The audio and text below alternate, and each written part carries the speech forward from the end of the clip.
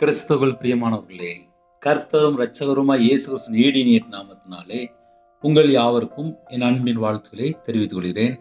தேவனர்லி அப்பம் prayer ministry channel மூலியமாக உங்களோடு சந்திப்பதில் மிகுந்த மகிழ்ச்சி அடைகிறேன். தினம்தோறும் அதிகாலை வேளையிலே 3 மணிக்கு பரிசுத்த வேதாந்தத்திலிருந்து ஒரு பகுதி நாம் தியானித்து நம்முடைய குடும்ப பாதுகாப்புக்காக நாம் ஜெபித்து வருகிறோம். வேற தேசத்திலே வேற சூழ்நிலை அதிகாலை வேளையில் இணைந்திருக்கிறீங்க. கர்த்தராகிய இயேசு நாமத்தினாலே உங்கள் யாவருக்கும் என் அன்பின் வாழ்த்துக்களை தெரிவித்துக் கொள்கிறேன். 33ஆம் சங்கீதம் 18 முதல் 20 ஆகிய வசனங்கள். தமக்கு பயந்து தமது கிருபைக்கு காத்திருக்கிறவர்களின் ஆத்துமாக்களை மரணத்திற்கு விலக்கி விடுவிக்கவும், பஞ்சத்தில் அவர்களை உயிரோட காக்கவும் கர்த்தருடைய கண் அவர்கள் மேல் நோக்கமாய் இருக்கிறது. நம்முடைய ஆத்துமா கர்த்தருக்கு காத்திருக்கிறது. அவரே நமக்கு துணையும் நமக்கு கேடவுமானவர். ஹல்லேலூயா. கிறிஸ்துவுக்குள் பிரியமானவர்களே, புதிய நாள் நம்ம தொடங்குறோம். அதிகாலை வேளையிலே என் குடும்பத்தை கர்த்தர் ஆசீர்வதித்தால் நலமாயிருக்கும் என்று நிறைய குடும்பத்திலே காலை வேளையிலே கர்த்தருடைய வார்த்தையை தியானிக்கும் போது கவனமா கேட்பீங்க. பஞ்சத்தில் அவர்களை உயிரோட காக்கவும். நான் நிறைய நேரத்தில் என்னை பத்தி சொல்லியிருக்கேன். அது சில குடும்பத்துல பிரயோஜனமா இருக்கும். இன்னைக்கு ஒரு காரியத்தை சொல்றேனே. நான் 2016 முழு நேர ஊழியத்துக்கு வந்தேன். லாக்டவுன்ல ஊழியம் இல்லை. நான் திருநெல்வேலியிலிருந்து ஒரு 55 கிலோமீட்டர் திசையன் விலை அந்த பகுதியில் நான் இருந்தேன். லாக்டவுனில் ஊழியம் இருக்காது. ஆனால் ஒவ்வொரு நேரமும் கர்த்தர் பத்திரமாக பாதுகாத்தார். அந்தந்த நாளில் அந்தந்த தேவைகள் கரெக்டாக கர்த்தர் சந்தித்தார். அது மிகப்பெரிய ஒரு அற்புதமாக இருந்துச்சு. பஞ்ச காலத்திலே தேவன் திருப்தியாக போஷித்தார். இன்று நம்ம கிருபையின் காலத்தில் வாழ்ந்து கொண்டிருக்கிறோம். கொரோனா நேரத்திலே எத்தனையோ குடும்பத்திலே வீட்டை விட்டு வெளியில போகாமல், கையில காசு இல்லாமல், அது மாத்திரமல்ல நிறைய குடும்பத்தில் கடன்ல பிரச்சனையில, ஹாஸ்பிட்டல்ல, கொரோனால எத்தனையோ குடும்பத்தில் பாதிக்கப்பட்டு அதுக்கப்புறம் நம்ம ஒரு ஸ்டேஜ் தாண்டி வெளியில வந்திருக்கோம். பஞ்சத்தில் அவர்களை உயிரோட காக்கவும் நம்முடைய தேவன் நம்மை உயிரோட காக்கிற தேவன். அதுக்கு என்ன செய்யணும்? அந்த ஒண்ணுதான் கேள்வி. தமக்கு பயந்து தீமையை விட்டு விலகிறது தான் கர்த்தருக்கு பயப்படுகிற பயம். நம்ம வாழ்க்கையிலே தீமையான காரியம் தொடருதா? அதை நம்ம கண்டுபிடிக்கணும். ஒருவேளை தீமையான காரியம் தான் இருக்கா? அதை நம்ம தான் யோசிக்கணும். இப்போ என்னுடைய வாழ்க்கையிலாம் தீமையான காரியம் இருந்துச்சு அப்படின்னு சொல்லுவேன். ஏன் பிரதர் இப்படி சொல்றீங்க அப்படின்னா, ஒரு மனுஷன் சிந்தனையில தீமை வரக்கூடாது. எத்தனையோ காரியங்கள் நம்ம சொல்லலாம். தீமை வெறுப்பதே கர்த்தருக்கு பயப்படும் பயம். என் வாழ்க்கையிலாம் தீமையான காரியம் இருந்துச்சு. இயேசு கிறிஸ்து ராஜா சொந்த ரட்சகரா ஏற்றுக்கொண்டு கையில பைபிள் எடுத்து வாசிக்கும் போதுதான் எது தீமை என்று யோசிக்க ஆரம்பிச்சேன். அதுவரைய இஷ்டம் போல வாழ்ந்தவன் தான், ஒரு துன்மார்க்கனா வாழ்ந்துட்டேன். ஆனால் கையில பைபிள் எடுத்து வாசிக்கும் போது தெரியுது தீமைன்னு சொல்லி ஒரு சப்ஜெக்டே இருக்கு. ஒரு மனுஷன் தீமை உள்ள இருக்கிற வரையும் அவனோட வாழ்க்கையிலே கஷ்டம், பஞ்சம், தரித்திரம், சாபம், பலவிதமான பிரச்சனையில சிக்கி கொள்வாங்க. அதுல நானும் ஒரு ஆள். ஏன்னா என்னோட வாழ்க்கையிலே நான் இஷ்டம் போல வாழ்ந்ததுனாலே பல லட்சங்கள் கடன், நிம்மதி இல்லை, சந்தோஷம் இல்லை, தரித்திரம், பஞ்சம், கஷ்டம் எல்லாம் என் வாழ்க்கையில வந்து என் வாழ்க்கையில எல்லாமே அழிஞ்சிட்டு. அதுக்கப்புறம் கையில பைபிள் எடுத்து வாசிக்கும் போது தெரியுது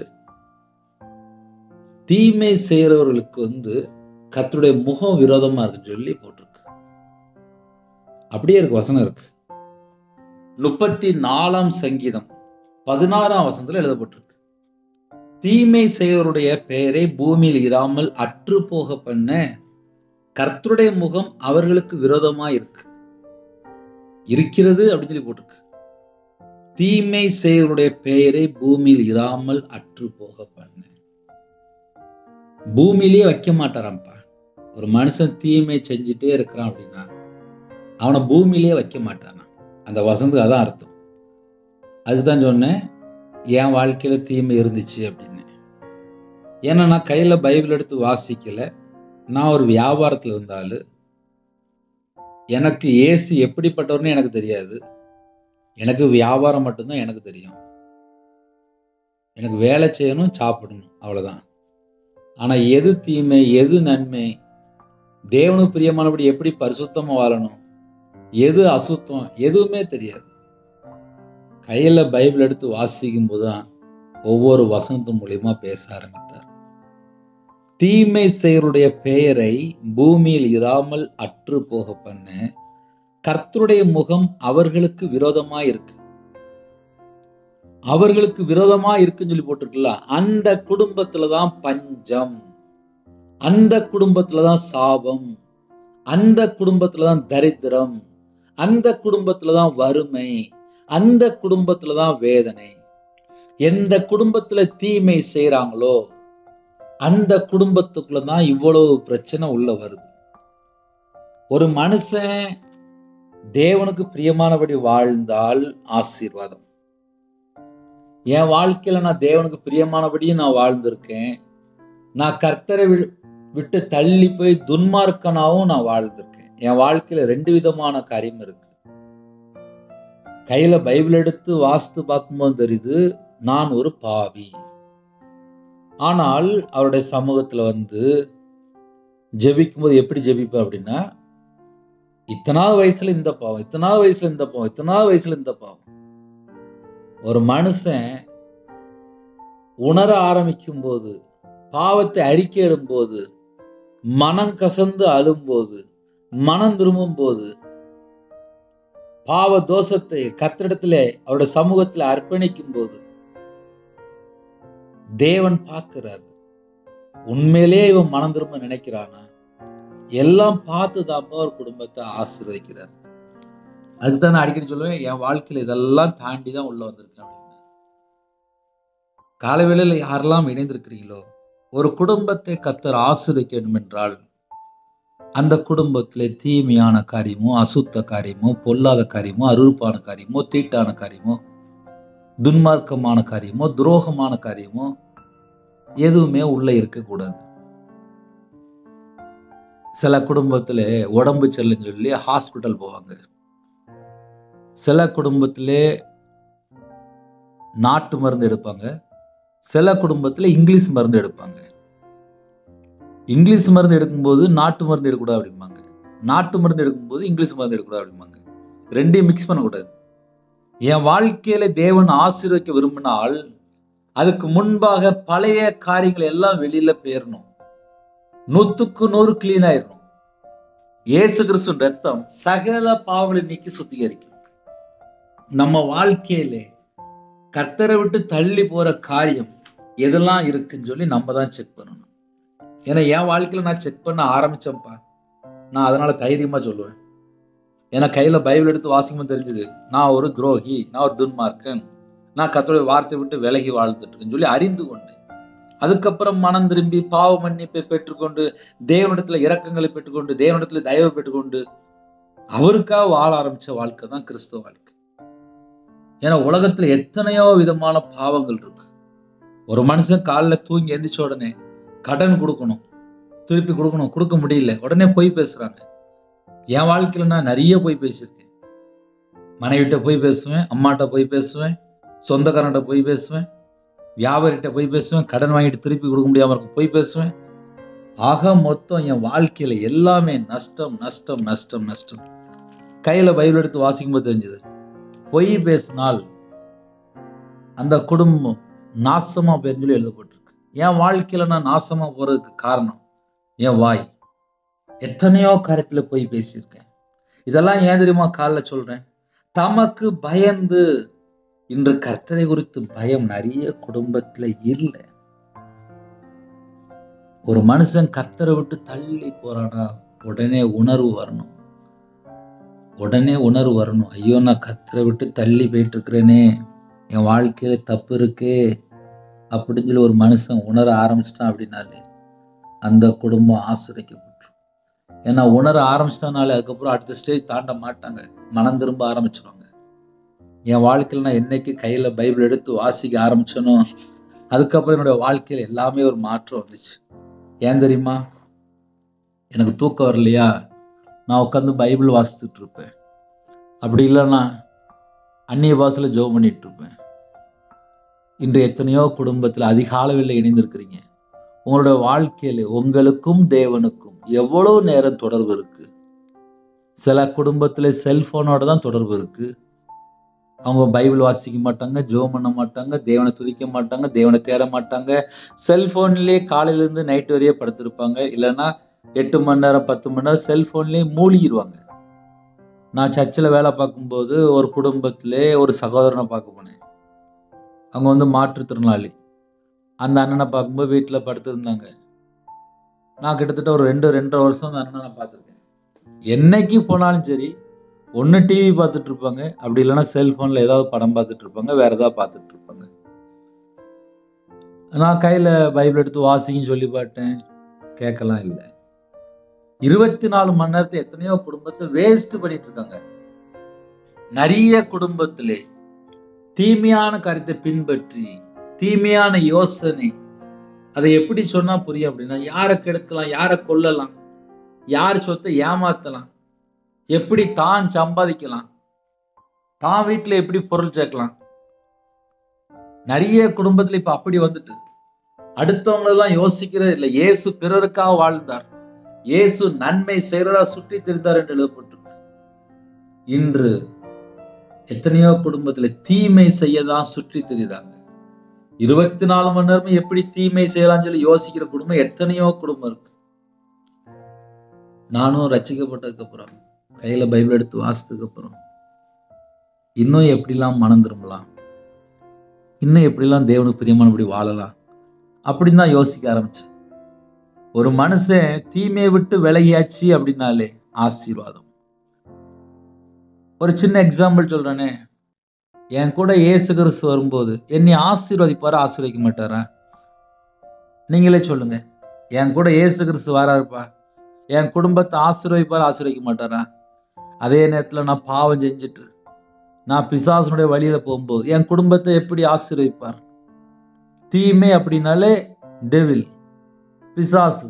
தீமை அப்படின்னாலே பிசாசு தான். அந்த பிசாசனுடைய காரியங்கள் நம்முடைய வாழ்க்கையில இருக்கும்போது எப்படி ஆசீர்வாதம் வரும்? அதான் இன்னைக்கு செய்தி. ஒரு குடும்பத்துல பஞ்சம் இருக்கு, தரித்திரம் இருக்கு, கஷ்டம் இருக்கு, வறுமை இருக்கு, பலவிதமான பிரச்சனை இருக்கு அப்படின்னா அந்த குடும்பத்துல தேவனை எப்படி தேடுறாங்க? இன்னைக்கு நிறைய வீட்டுக்குள்ள தந்திரமா சில காரியத்தை செஞ்சுட்டு இருப்பாங்க. சில குடும்பத்தை நம்ம எப்படி சொன்னா புரியும் அப்படின்னா, அவங்க நல்லா இருக்கிறதுக்காக சூனியம் பண்றாங்க, மாந்திரிகம் பண்றாங்க, பில்லி சூனியம் பண்றாங்க. அப்படியும் சில குடும்பங்கள் இருக்கு. தான் நல்லா இருக்கிறதுக்காக மாந்திரிகம் பண்றாங்க, பில்லி சூனியம் பண்றாங்க, ஏவல் பண்றாங்க. அந்த குடும்பத்தை கர்த்தர் நியாயம் விசாரிப்பார்ல. தமக்கு பயந்து என்று எழுதப்பட்டிருக்கு. ஒரு குடும்பத்திலே கர்த்தருக்கு பயந்து வாழ ஆரம்பிச்சாச்சுனாலே போதும், அந்த குடும்பத்தை ஆசீர்வதிப்பார். தமக்கு பயந்து தமது கிருபைக்கு காத்திருக்கிற ஆத்துமாக்களை மரணத்துக்கு விலக்கி விடுவிக்கவும். யாரெல்லாம் கர்த்தருடைய பாதபடியில காத்து இருக்கிறாங்களோ, கிருபையை பெற்றுக்கொள்ள சொல்லி யாரெல்லாம் காத்து இருக்கிறாங்களோ, யாரெல்லாம் தீமையை விட்டு விலகி கர்த்தருக்கு பயந்து வாழ்றாங்களோ, அந்த குடும்பத்தை பஞ்சத்தில் அவர்களை உயிரோட காக்கவும். ஒரு சின்ன கேள்வி கேட்கிறேனே, ஒருத்தன் ஏமாத்திட்டு இருக்கான், ஒருத்தன் கொள்ளையடிக்கிறான், ஒருத்தன் தவறான ஒரு வாழ்க்கை வாழ்ந்துட்டு இருக்கான். அந்த குடும்பத்துல சத்துரு இருப்பானா, இருக்க மாட்டானா? சத்துரு இருக்கும்போது அந்த வீட்டுக்குள்ள பலவிதமான பிரச்சனை வருமா, வராதா? அப்போ ஒரு குடும்பம் எப்படி இருக்கணும்? தேவனுக்கு பயந்து, கர்த்தருடைய வார்த்தைக்கு கீழ்ப்படிந்து, கர்த்தருடைய சத்தத்துக்கு கேட்டு, தேவனுக்கு பிரியமானபடி உண்மையாக தேவனுக்கு பிரியமானபடி ஒரு மனுஷன் மாறிட்டானாலே போதும்பா. இப்ப நானே இருக்கிறேன். என்னை கர்த்தர் மீட்டெடுத்தார். என் வாழ்க்கையில, என் சிந்தனையில, என் கண்ணுல, என் இருதயத்துக்குள்ளே நான் என்னெல்லாம் யோசிக்கிறேன் எல்லாம் பரலோகத்துல தேவனுக்கு தெரியும். அவர் பார்த்துட்டு இருப்பாரு. என்னை ஆசீர்வதிக்க விரும்பினால் முதல்ல என்ன தெரியுமா சொல்லுவார்? மனம் திரும்பு. மனம் திரும்பும் போது, அவருடைய சமூகத்துல அறிக்கை இடும்போது நம்ம மேல இறங்குறார். இன்னைக்கு எத்தனையோ குடும்பத்திலே காலையில் இணைந்திருக்கிறீங்க. ஒரு சின்ன கேள்வி, செல்போன் எவ்வளவு நேரம் பார்க்குறீங்க? டிவி எவ்வளவு நேரம் பார்க்குறீங்க? அதில் தேவையில்லாத காரியம் எத்தனை நேரம் பார்க்குறீங்க? எவ்வளோ மணி நேரம் பார்க்குறீங்க? கையில் செல்ஃபோனில் எடுக்கிறாங்க, 3 மணி நேரம் 2 மணி நேரம் கீழே வைக்க மாட்டேங்கிறாங்க. சின்ன பிள்ளைகள்லாம் இப்போ 8 மணி நேரம் செல்ஃபோன் பார்க்க ஆரம்பிச்சிட்டு. நிறைய குடும்பத்திலே பிள்ளைகள் கையில் செல்ஃபோன் அம்மா அப்பா தான் கொடுக்குறாங்க, தாத்தா பாட்டி தான் கொடுக்குறாங்க, செல்ஃபோன் அவங்க கையில் கொடுக்குறாங்க. அதுக்கப்புறம் அந்த பிள்ளைகளுடைய வாழ்க்கையில் எல்லாமே மாற்றம். கீழ்ப்படிய மாட்டுக்கு, சொன்னா கேட்க மாட்டுக்கு. காரணம் என்ன? செல்போன்ல இப்போ பிள்ளை எல்லாம் பல மணி நேரத்தை வேஸ்ட் பண்ணி அவங்களுடைய சிந்தனை, அவங்களுடைய மைண்ட் எல்லாம் அதுக்குள்ள கிடக்கு. இப்படிதான் கடைசி காலத்துல போயிட்டு கர்த்தருடைய பிள்ளைகள் கையில பைபிள் எடுத்து இரவும் போலுமா தியானித்தால் உங்க கூட பரிசுத்த ஆவியானவர் பேசுவார். இன்னைக்கு ரவிராஜ் உங்கள்கிட்ட பேசுறேன் அப்படின்னா, நான் கையில பைபிள் எடுத்து வாசிக்கும் போது நான் என்ன தெரியுமா யோசிக்க ஆரம்பிச்சேன்? பைபிள் இப்படிலாம் எழுதப்பட்டிருக்கே, என் வாழ்க்கை அப்படி இல்லையே அப்படின்னு சொல்லி யோசிக்க ஆரம்பிச்சேன். முதல்ல என்னோட வாழ்க்கையில நான் யோசிக்க ஆரம்பிச்சேன், நான் கரெக்டா இல்லை, அப்போ என்கிட்ட மிஸ்டேக் இருக்கு, இதை எப்படி சரி பண்ணணும், நான் கையில பைபிள் எப்படி எடுத்து வாசிக்கணும், என்கிட்ட இன்னும் எவ்வளவு குறை இருக்கு, இப்படி என்னைய நான் சீர்பொருந்திருக்கு தேவனுடைய சமூகத்தில் அர்ப்பணிக்க ஆரம்பித்தேன். அதனாலதான் அந்த டாபிக் பேசிட்டு இருக்கேன். சில குடும்பத்துல நினைப்பாங்க காலையிலே சொல்லி யோசிப்பாங்க. ஆனா வாழ்க்கையில 24 மணி நேரத்துல தேவையில்லாம 6 மணி நேரம் 5 மணி நேரம் ஃப்ரெண்டுகிட்ட பேசுறாங்க, வீட்டுல மனைவிட்ட பேச மாட்டேங்கிறாங்க, வீட்டுல இருக்க வயசான பாட்டிகிட்ட பேச மாட்டேங்காங்க, அம்மாட்ட பேச மாட்டேங்காங்க, வீட்டுல பேச மாட்டேங்க. ஆனா வெளியில போய் பார்த்தா 5 மணி நேரம் 6 மணி நேரம் தேவையில்லாம மனுஷட்ட வேண்டாத கதைகளை பேசி அதன் மூலியமா சாபம். தமக்கு பயந்து என்று எழுதப்பட்டிருக்கு. யாரெல்லாம் கர்த்தருக்கு பயந்து உண்மையா இருக்கிறாங்களோ அந்த குடும்பத்தை கர்த்தர் 100 மடங்கு ஆசீர்வதிப்பார். 100 மடங்கு ஆசீர்வதிப்பார். பஞ்ச காலத்திலே விதைச்சா கூட 100 மடங்கு ஆசீர்வாதம் உண்டு. என் வாழ்க்கையில நான் பார்த்துருக்கேன். 2016 நான் ஊழியத்துக்கு வரும்போது சர்ச்சில் கோயில் குட்டியார வேலைக்கு வந்தேன். சிஎஸ் சர்ச்சில் எனக்கு ஒண்ணுமே தெரியாது. கையில பைபிள் எடுத்தா எப்படி வாசிக்கணும், எப்படி ஒண்ணுமே தெரியாது. சர்ச்சில் அழுது ஜெபம் பண்ண ஆரம்பிச்சேன். தேரிகாட்டில் போய் அழுது ஜெபம் பண்ண ஆரம்பிச்சேன். கர்த்தருடைய சமூகத்திலே மன்றாடி ஜெபிக்க ஆரம்பிச்சேன். என் பாவத்தை மன்னிங்கன்னு சொல்லி வாயை திறந்து சொல்லி ஜெபிக்க ஆரம்பிச்சேன். அதனாலதான் சொல்றேன், ஒரு மனுஷனுடைய வாழ்க்கையில பாவம் தொடரும் போது, மனுஷனோடு பல மணி நேரம் டயத்தை வேஸ்ட் பண்ணும்போது அவங்க எப்படி ஆவியில வளர முடியும், எப்படி ஆசீர்வாதங்களை பெற்றுக்கொள்ள முடியும்? எனக்கும் தேவனுக்கும் உள்ள ஐக்கியம் எவ்வளவு தூரம் இருக்கு. நான் சில நேரத்துல நைட் நேரத்துல உட்காந்து பைபிள் வாசிப்பேன். 8 மணி இல்ல 9 மணிக்கு உட்காந்து வாசிக்க ஆரம்பிப்பேன். சில நேரத்துல காலையில 3 மணி 4 மணில தாண்டிடும். அது கூட ஜெபம் பண்ணியிருப்பேன், அந்நிய பாஷையில ஜெபம் பண்ணியிருப்பேன். ஒரு வசனத்தை வாசிக்கும் அந்த வசனத்தை நான் கீழ்ப்படியில என்னை மன்னிச்சிருங்கப்பா அப்படின்னு சொல்லி தாழ்த்தி ஜெபம் பண்ணிட்டு இருப்பேன். நைட் 8 மணி 9 மணி ஆச்சுன்னா காலையில 4 மணி ஆயிரும். என் மனைவி தூங்கி எழுந்து கேட்பேன், இன்னும் படுத்து தூங்கலையா அப்படின்பா. இன்று எத்தனையோ குடும்பத்துல பைபிள் வாசிக்காத கிறிஸ்டியன் எத்தனை குடும்பத்துல இருக்கிறாங்க. கையில பைபிள் எடுத்து வாசிக்கிறது இல்லை. ஒரு குடும்பத்துல ஏன் தரித்திரம், ஏன் பிரச்சனை, ஏன் போராட்டம், ஏன் தடை, ஏன் வீட்டுல கண்ணீர், ஏன் பிரச்சனை சொல்லி பார்க்கும்போது அவங்களுக்கும் தேவனுக்கும் உள்ள ஐக்கியம் எப்படி இருக்கு? ஹல்லேலூயா. யோசித்து பாருங்க, யோசித்து பாருங்க. நான் சொல்றதெல்லாம் உண்மையா? யோசித்து பாருங்க. ஒரு மனுஷனுடைய வாழ்க்கையிலே பஞ்சம் மாறணுமா, தரித்திரம் மாறணுமா, கஷ்டம் மாறணுமா, வறுமை மாறணுமா, சாபம் மாறணுமா, முதல்ல என் வாழ்க்கையில நான் எப்படி வாழ்றேன், நான் தேவனுடைய சமூகத்துல எப்படி அர்ப்பணித்து தாழ்த்தி ஜெபிக்கணும், என் வாழ்க்கையில எத்தனை குறை இருக்கு, நான் தேவனுக்கு பிரியமில்லாமல் எந்தெந்த காரியத்தில் நான் ஈடுபட்டேன், இதை முதல்ல நான் யோசித்து என் வாழ்க்கைக்கு பஞ்சம் மாறிடும், தரித்திரம் மாறிடும், கஷ்டம் மாறிடும், வறுமை மாறிடும், சாபம் மாறிடும். ஆனா என்னைய நான் அர்ப்பணிக்கணும். பலிபீடத்துல என்னைய அர்ப்பணிக்கணும். என்கிட்ட உள்ள பாவத்தை மன்னிங்கப்பான்னு சொல்லி வாயை திறந்து அறிக்கை பண்ணணும். ஒரு மனுஷனுடைய வாழ்க்கையில பஞ்சம் இருக்குமானால், இதோ இன்னைக்கு கால அழகா பேசுறேன். தேவனுடைய வார்த்தை உங்க வீட்டுக்குள்ள வரும்போது, கர்த்தருடைய சத்தத்தை நீங்க செவி கொடுக்கும் போது, உங்க வாழ்க்கையில இன்னைக்கு ஒரு ஆசீர்வாதம் உண்டு. ஆனால் தெளிவா எழுதப்பட்டிருக்கு, தமக்கு பயந்து. அது முதல் பாயிண்ட். இரண்டாவது, தமது கிருபைக்கு காத்திருக்கிறவர்கள் மேல்.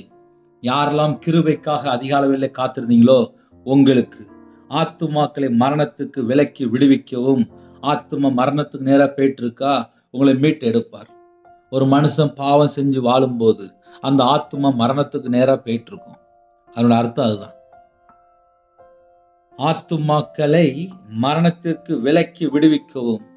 கிருபை பெற்றுக்கொள்ளும் போது நம்முடைய ஆத்துமா மீட்கப்படுகிறது. அதே நேரத்தில் மனம் திரும்பும் போது ஆத்துமா மீட்டெடுக்கிறார். தமக்கு பயந்து, கர்த்தருக்கு பயந்து ஒரு மனுஷன் வாழும்போது கிருபை தந்து ஆத்துமா மரணத்துக்கு நேராக போயிட்டு இருக்கா, மீட்டு எடுப்பார். ஆனால் நம்ம தீமையை விட்டு விலகி இருக்க வேண்டும்.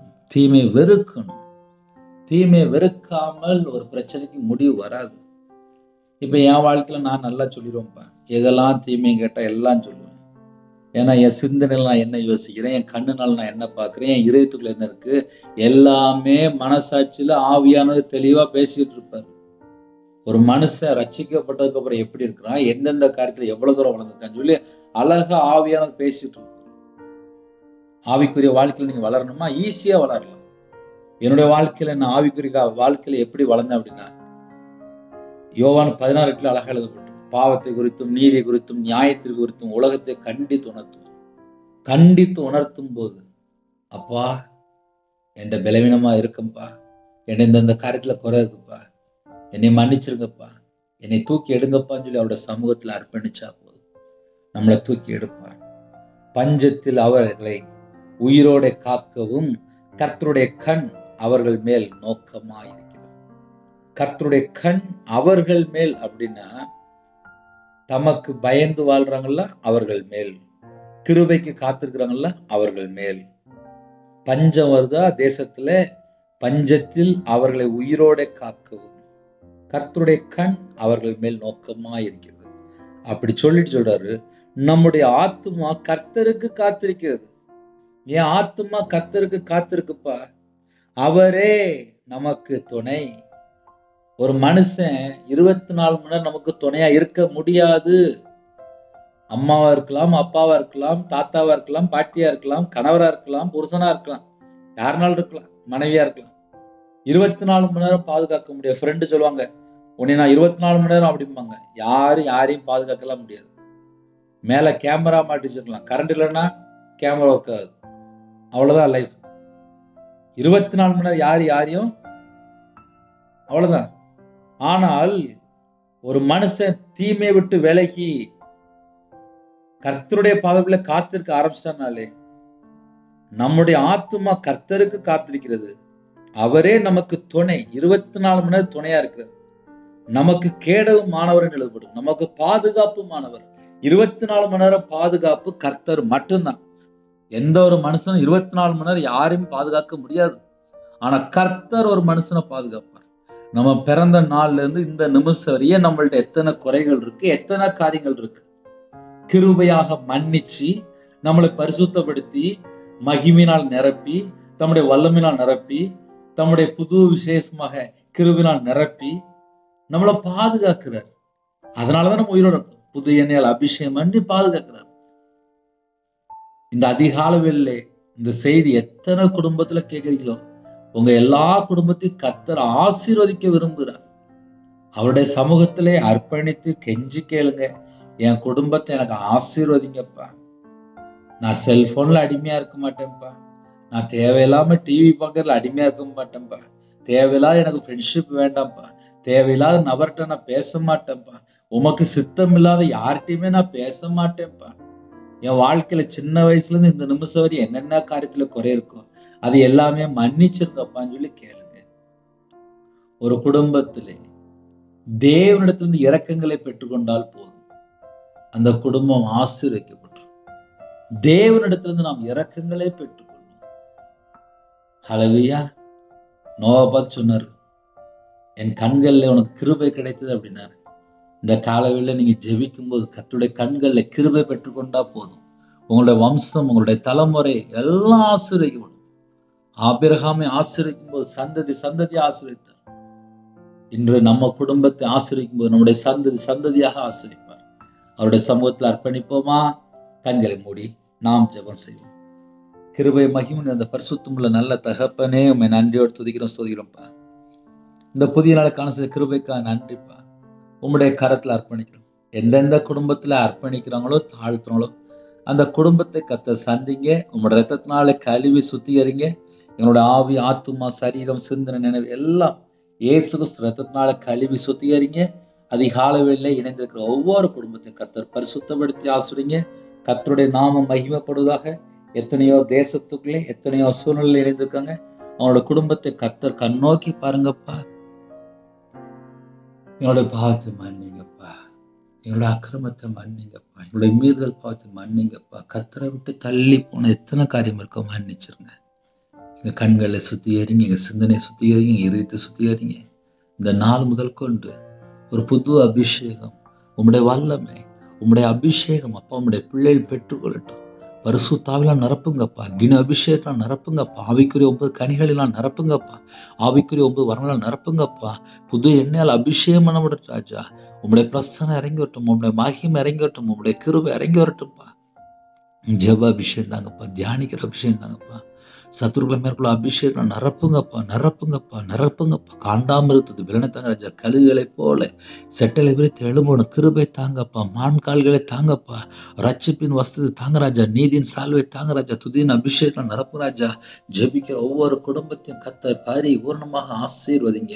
இயேசு கிறிஸ்து ரத்தத்தினால, இயேசு கிறிஸ்து நாமத்தினால சம்பூர்ணமாக ஆசீர்வதிக்கப்படட்டும்.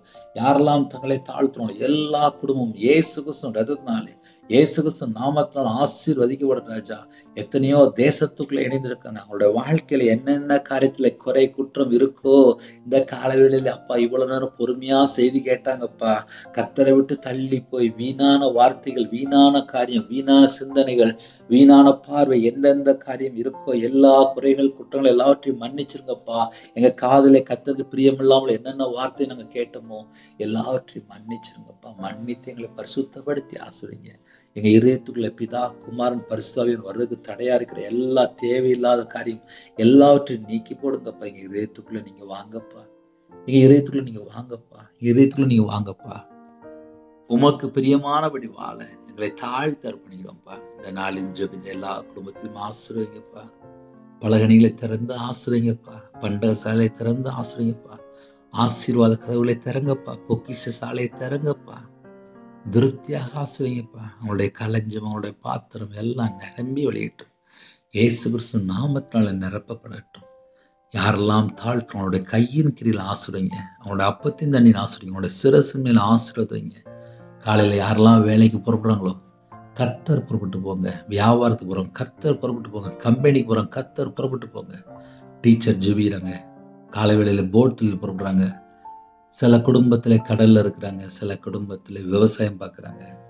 காலை வேளையில வாட்ச்மேன் ஜெபிக்கிறாங்க, செக்யூரிட்டி ஜெபிக்கிறாங்க, போலீஸ் ஆஃபீஸ் ஜெபிக்கிறாங்க, அதிகாரிகள் ஜெபிக்கிறாங்க, தலைவர் ஜெபிக்கிறாங்க, டாக்டர் ஜெபிக்கிறாங்க, நர்ஸ் ஜெபிக்கிறாங்க. எத்தனையோ குடும்பத்துல படிக்கிற பிள்ளைகள் படிச்சுட்டே வேலை பார்க்கு, வெளிநாட்டுல வேலை பார்க்குறாங்க, வேற இடத்துல தங்கி வேலை பார்க்குறாங்க, ஹோம்ல வேலை பார்க்குறாங்க, ஹாஸ்டல்ல வேலை பார்க்குறாங்க, முதியோர் இல்லத்துல தங்கி இருக்காங்க. எத்தனையோ குடும்பத்துல அப்பா, நிறைய குடும்பத்துல வறுமையில பல பிரச்சனை நடுவில் வேலை பார்க்குறாங்கப்பா. பஸ்ஸில் போறாங்க, கார்ல போறாங்க, ட்ரெயின்ல போறாங்க, ஃப்ளைட்ல போறாங்க. எல்லா குடும்பத்தையும் கர்த்தராகிய இயேசு கிறிஸ்து ராஜாவினுடைய பாதப்படியில் அர்ப்பணிக்கிறோம். உங்க பிள்ளைகளுடைய வாழ்க்கையில எந்தெந்த காரியத்துல குறை இருக்கோ அந்த குறைகளை மன்னித்து உங்க பிள்ளைகளை பரிசுத்தப்படுத்தி ஆசீர்வதிங்க. எந்த குடும்பத்திலே பஞ்சம், தரித்திரம், கஷ்டம், பிரச்சனை, வறுமம், பலவிதமான சூழ்நிலை சாபத்துல சிக்கப்பட்டிருக்கவங்க எல்லாவற்றையும் நீக்கி உங்களுடைய கரத்தினால தொட்டு ஆசீர்வதிங்க. நிறைய குடும்பத்துல கடன்ல கஷ்டப்படுற அந்த கடனுக்கு ஒரு முடிவு கொண்டு வாங்க. இன்னைக்கு நிறைய பணம் கொடுக்குன்னு சொல்லி வேதனைப்பட்டு ஜெபிக்கிற குடும்பம் உண்டு. அந்த தேவைகள் எல்லாம் சந்திங்க. இஎம்ஐ கட்டணும். சில குடும்பத்தில் housing loan, business loan, personal loan, சில குடும்பத்தில் நிறைய குடும்பத்தில் அப்பா படிப்புக்காக வாங்கியிருக்காங்க, காலேஜ் படிப்புக்காக வாங்கியிருக்காங்க. சில குடும்பத்தில் அப்பா குழுவுக்குள்ளே பணம் அடைக்கணும். சில குடும்பத்தில் ஃபைனான்ஸில் திருமண காரியத்துக்காக வாங்கியிருக்காங்க. நிறைய குடும்பத்தில் அப்பா வெளியில் கைமாத்து வாங்கியிருக்காங்க. எல்லா குடும்பத்தையும் நம்முடைய கரத்தில் அர்ப்பணிக்கிறோம். இன்னைக்குள்ள தேவைகள் சந்திக்கணும் அப்படின்னா ஒரு மனுஷனால சந்திக்க முடியாதுப்பா. எங்களை உண்டாக்குன தேவன் இறங்கி வந்தா மட்டும்தான் எங்களுக்கு ஆசீர்வாதம்.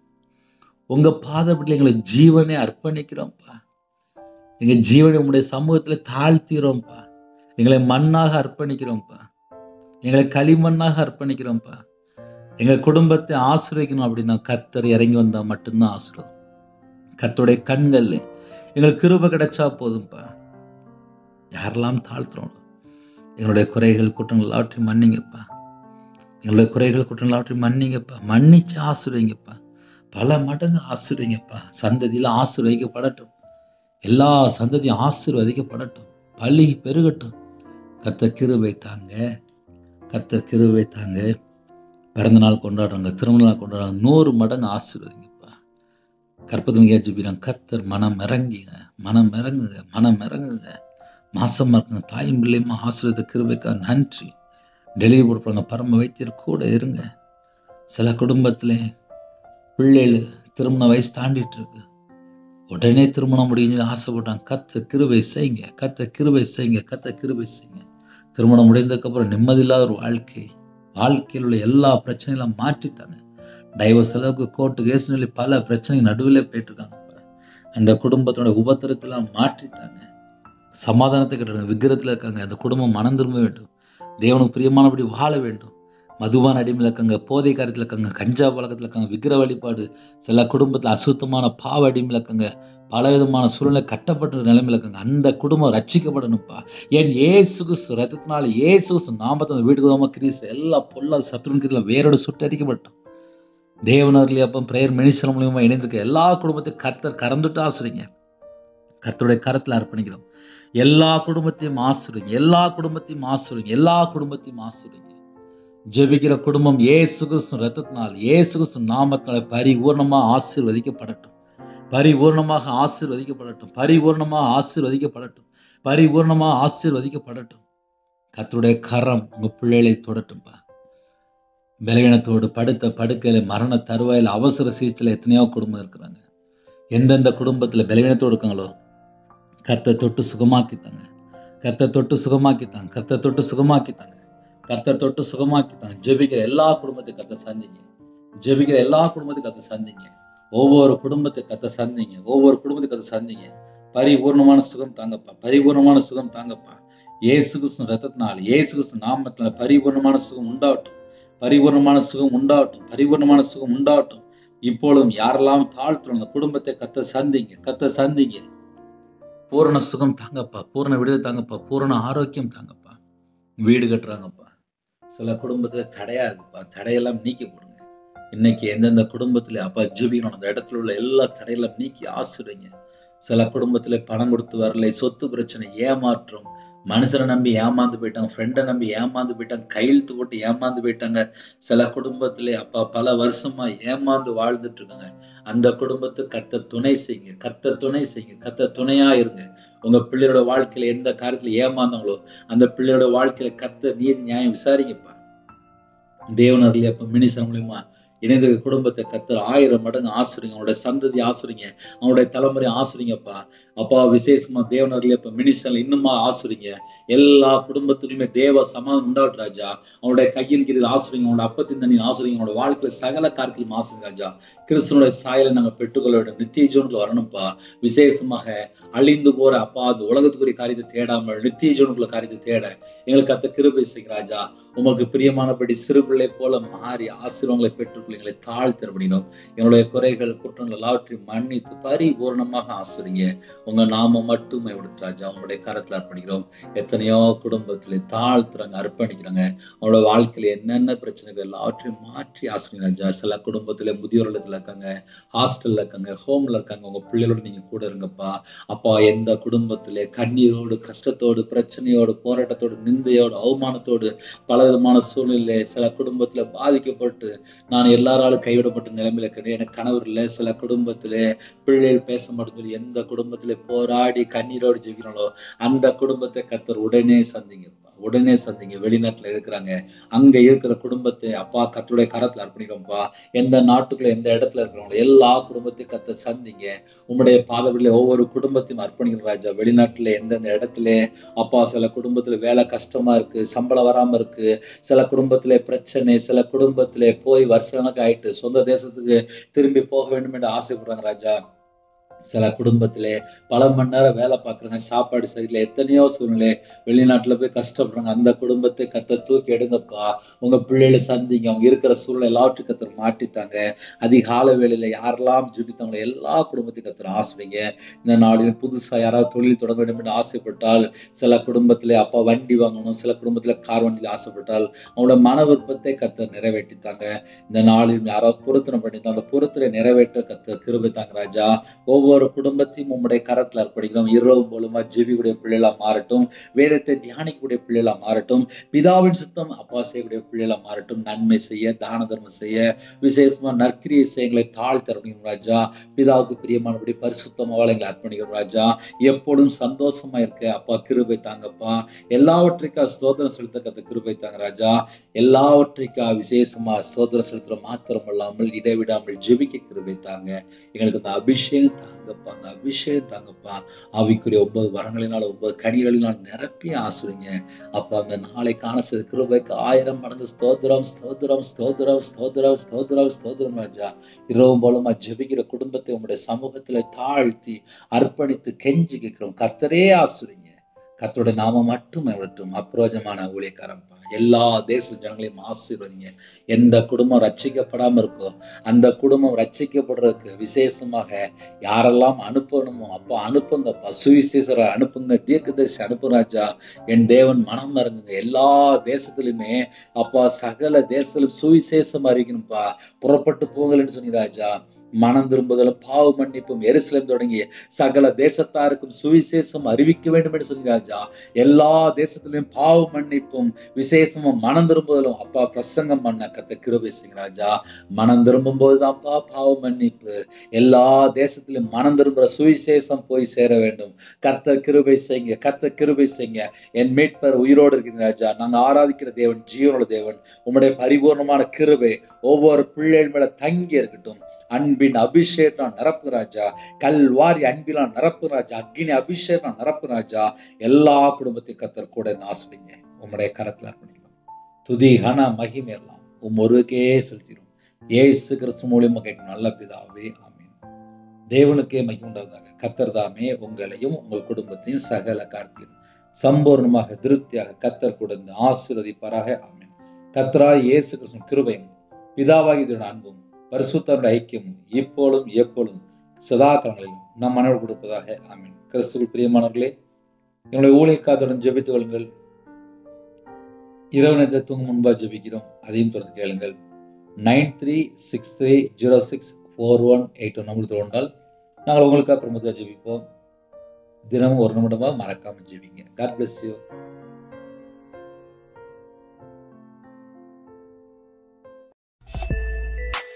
Thanks for watching.